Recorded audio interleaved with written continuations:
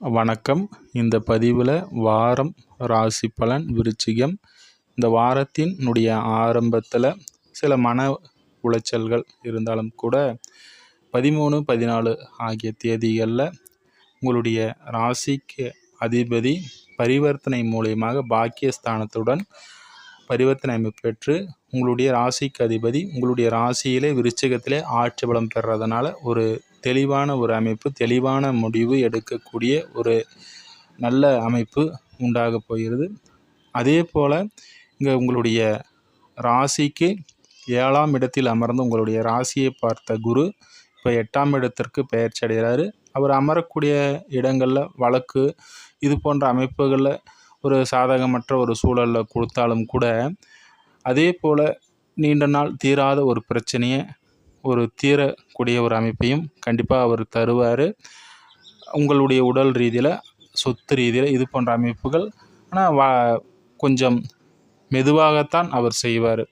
அதே போல் உங்களுடைய ராசிக்கு 8ஆம் இடத்திலிருந்து குரு 2ஆம் இடத்தை பார்வை செய்கிறார். அவர் பார்வை செய்யக்கூடிய இடமானது சிறப்பு. குடும்பம், வருமானம் இது போன்ற அமைப்புகளில் சாதகமான ஒரு அமைப்பை தருவார். தனவரவு சிறப்பாக இருக்கும். அதே போல் 12ஆம் இடத்தையும் பார்க்குறாரு. இந்த நாளோட ஒரு இறுதி குறிக்கக்கூடிய இடம் 12ஆம். அதனால் தூக்கம் இல்லாத விருச்சிக ராசி நண்பர்களுக்கு நல்லா தூங்குவீங்க. அதே போல் வெளிதூர பயணம் உங்களுக்கு சுப கடாட்சியம் தரக்கூடிய ஒரு அமைப்பு, சுப அமைப்பை தரும். அதே போல் இவருடைய 9ஆம் பார்வையாக 4ஆம் இடத்தை பார்க்குறாரு. இங்கே சனி அமர்ந்திருந்தார். அர்த்தாஷ்டம சனி, வண்டி வாகனம், வீடு, உடல் நலம் இது போன்ற அமைப்புகளில் கடன் வாங்கி அதன் மூலியமாக சில கஷ்டங்கள், அவமானங்களை சந்திச்சிட்ருப்பீங்க. சனி பெயர்ச்சி அடைஞ்சிட்டார். இப்போ ராகு வராரு, இந்த குரு பார்க்குறாரு. அப்போ நீண்ட நாளாக ஒரு விஷயத்தை செய்யணும், ஒரு பெரிய ஒரு வண்டி வாங்கணும், இல்லை வீடு கட்டணும், இல்லை உடல் ரீதியில் ஒரு தேவையை பூர்த்தி செய்யணும், இது போன்ற அமைப்புகளில் இப்போ ஒரு சாதகமான ஒரு அமைப்பு விருச்சிக ராசி நண்பர்களுக்கு ஏற்படக்கூடிய ஒரு அருமையான பெயர்ச்சியாக இந்த குரு பெயர்ச்சி அமைகிறது. ராகு கேது பெயர்ச்சிகளும் உங்களுக்கு அருமையாக இருக்குது.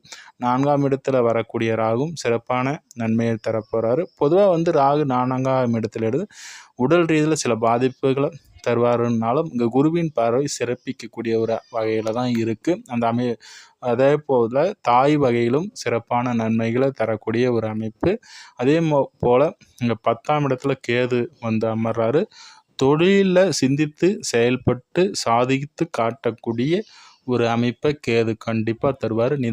நிதானமான ஒரு புத்திசாலித்தனமான உங்களுடைய சிந்தனையின் மூலமாக தொழில் சிறப்பாக இருக்கும் விருச்சிக ராசி நண்பர்களுக்கு. குறிப்பாக விருச்சிகத்திற்கு அனைத்து கிரகமும் உங்களுக்கு சாதகமான ஒரு அமைப்பில் இருப்பதனால இனி வரும் காலங்கள் விருச்சிகத்திற்கு சாதகமான ஒரு காலமாக அமையும்.